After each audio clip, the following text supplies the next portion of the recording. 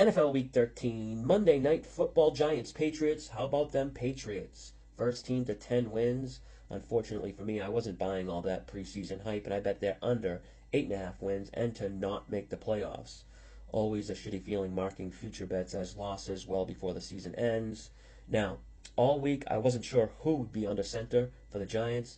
It looks like it's going to be Dart, but I was curious if the Giants were going to fall for the mirage of Winston. I could totally see, like, the Giants is such a shit organization that they'd probably think it's different this time for Winston. How many times have we seen Winston in the backup role come in for like a spot start and light it up? He always finds his way to the bench though after like a multi-turnover game.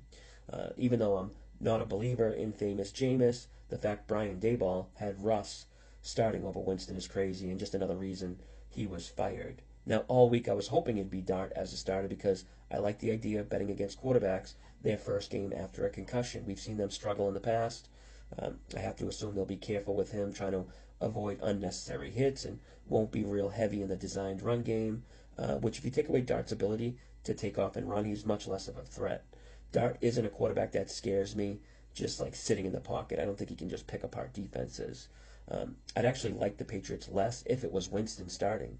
Winston had the highest EPA per dropback of all quarterbacks in Week 12, even higher than Stafford. It's because he caught a touchdown and threw for 2 touchdowns. But yeah, I want to fade Dart, fresh off a concussion, and probably less mobile. With Winston, you get some boom or bust high variance play.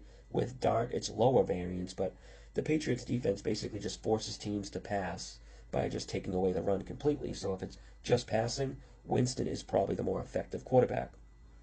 Although this isn't like easy backing the current state of the Patriots. They're pretty much at their market high point, and they're dealing with several injuries on the offensive line.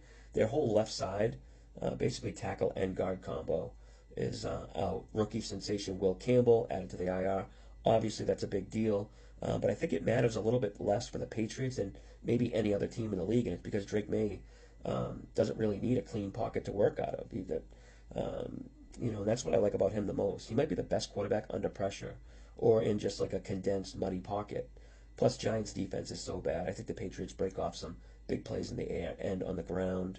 On the other side, Patriots' defense is also missing 2 pieces up front on the D line.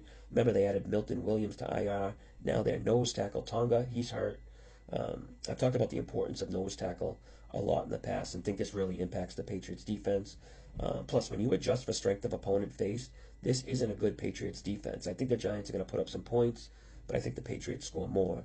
I don't want to lay 7.5, so my official play for this game is going to be the over, but this definitely isn't one of my more confident plays.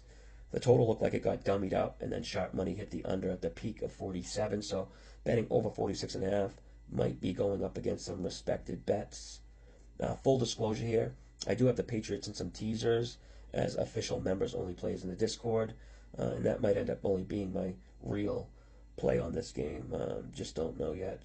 But yeah, that's going to do it here for Week 13. Until next time, good luck with your bets.